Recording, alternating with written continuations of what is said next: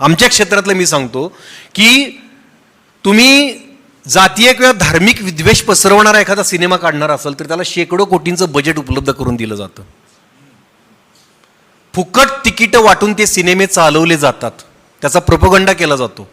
कारण आपण सगळे मिळून हे विसरतोय की सांस्कृतिक क्षेत्र हे असं क्षेत्र आहे की ज्याच्यातून तुमच्या राजकीय गोष्टींना सत्तेला फायदा होईल अशा जाणीवा अलगदपणे लोकांमध्ये तुम्हाला पेरता येतात, ज्याचा वापर आज सांस्कृतिक क्षेत्राचा वापर करून होतोय. नाटकांचा वापर आज कितीतरी नवीन नाटकं येत आहेत नथुराम गोडसेंच्यावर. सिनेमे ज्यांना फंडिंग उपलब्ध, अत्यंत सुमार दर्जाचे दिग्दर्शक हाईप करून त्यांचं नाव केलं जातंय, त्यांना मोठं केलं जातंय. छत्रपती शिवाजी महाराजांच्यावर इतके मराठी सिनेमे येतात, काय येत आहेत तुम्हाला कळतंय का? हे खूप हुशारीनं घडवलं जातंय. आपणही जय जयकार करत ते सिनेमे बघतोय, आपले लोक बघतायत. त्यांना कळत नाहीये की शिवाजी महाराजांना